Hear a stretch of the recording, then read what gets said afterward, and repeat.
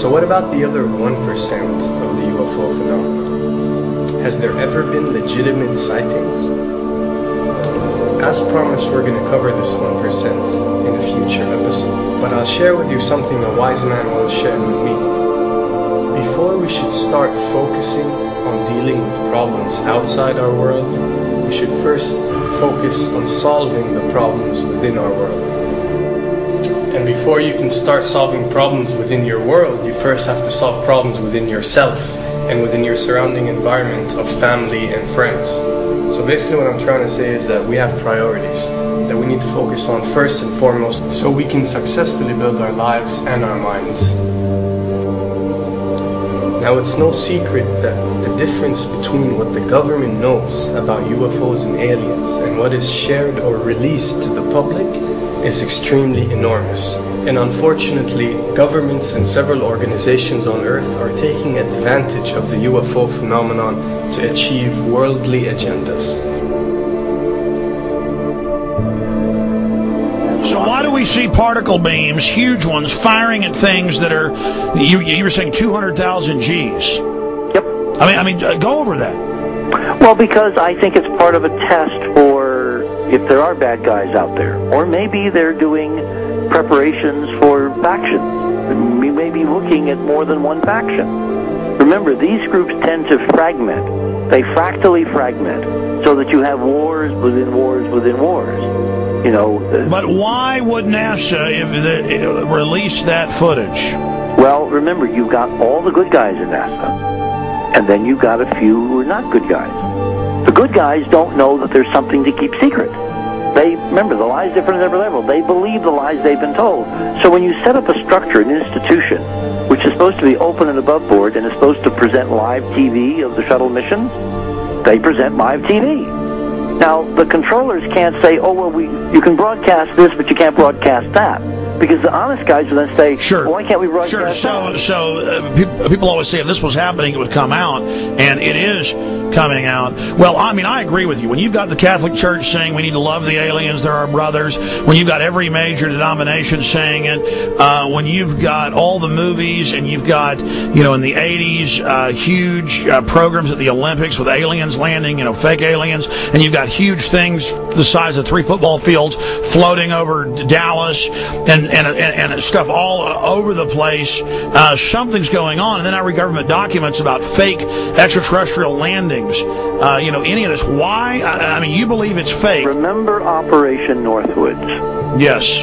Okay. Or we can go to the, September 11th. Governments do huge, big things to sway populations at key nodal points in history. They love hoaxes.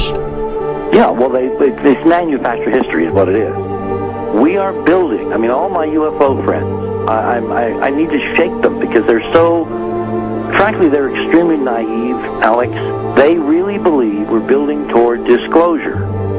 I believe we're building toward a mass, carefully manufactured, fake event where ETs, who are really humans, who are really part of this secret clique, who are probably Nazis, you know, who have developed and perfected their technology from World War II, which is why you've got to get, you know, Joseph on. They are going to basically fake out the world. And there's an incredible window on the Nazi black ops programs, the compartmentalized, incredible high technology efforts that were being funded by the Nazi war machine, particularly toward the end of the war, in a desperate effort to win the war, and they fastened their hopes on several key technologies, some of which appear to be the control of gravity itself, which again is a separate piece of data from my work, which came at this from a hyperdimensional physics perspective. I mean, we know there's a lot of suppressed technology. I mean, 20 years after the B-2 bomber was already in service, they declassify it. So we have a lot of cases of that. We know there's a whole shadow government.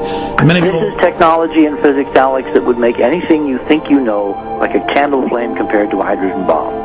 This is a physics that literally allows you to rearrange time.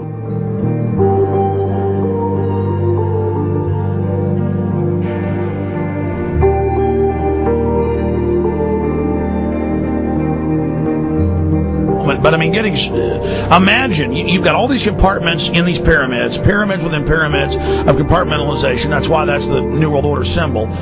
And we don't know what they've got because they are so secret. We know they lie so much. We just know it's advanced. Mainline scientists say they're 30 years advanced. So Richard C. Hoagland, what I'm saying to you is, I'm entertaining what you're saying. I respect you. I think you're a great guy. My only issue is, like you said, dealing with what we know they could be up to. The fact, Alex, we have done experiments. We have our own data. We have experiments now from the Soviet Union. 30, 40 years when the Iron Curtain came down, when Glasnost finally prevailed, a huge amount of stuff was declassified from the KGB as well. And we now have put this data together. We not only know what the physics is, we know what it can do, we know what it's based on, we know how to make it work. We've seen in our own experiments ample evidence. We've seen experiments across the American landscape and even in Europe that vindicate various parts of this. And the latest thing I'm working on, it looks like von Braun himself was deeply involved in some of this early physics experimentation, but they're keeping all the good stuff for themselves. The reason is that if we got access to the good stuff, if we got access to the technologies, the energy, we wouldn't be worried about $4, $5 a gallon gas or $10 a gallon gas. We would live like people are supposed to live, all 6 billion of us who could live lightly on the earth, Alex, with this technology. And live longer. Absolutely, and better, and you could live to 200-300 and have the virility of your 20s and 30s. There's extraordinary medical breakthroughs, there's extraordinary physics breakthroughs, technology breakthroughs, energy. It's all been kept away. Think about it. We're already on a planet hurtling through space, all these wonders around you, and you've been taught it's bizarre to question, and that's because there's so many kooks in the alternative movement who do talk about ridiculous, Hollywood-style green men, instead of really looking at the shadow government and all these crazy secret societies that are admittedly running NASA and the shadow government. Now, ladies and gentlemen, during this talk that I'm going to give you, I'm going to explain to you the history of this phenomenon, who the secret government really is, and I will name them by name, beginning group, the study group. I will tell you who they are today. I'm going to tell you what this is all about. I'm going to tell you who's selling drugs to your children, and I'm going to tell you why the United States government is afraid for you to find out what the truth is regarding UFOs.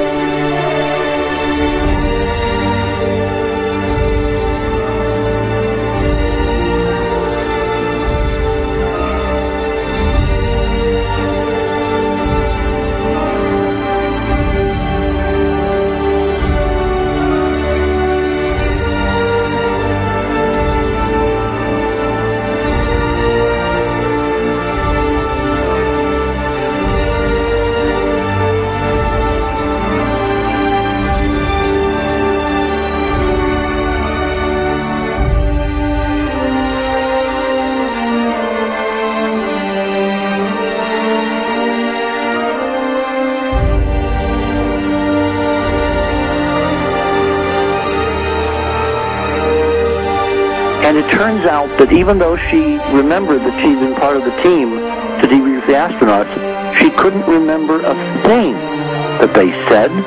She couldn't remember why she no longer was working with NASA.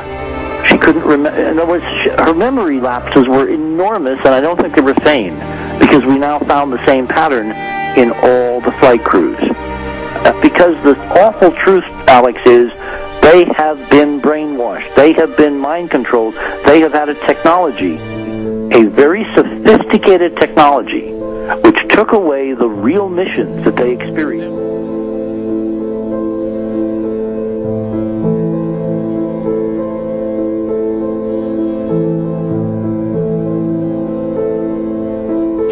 Sorry.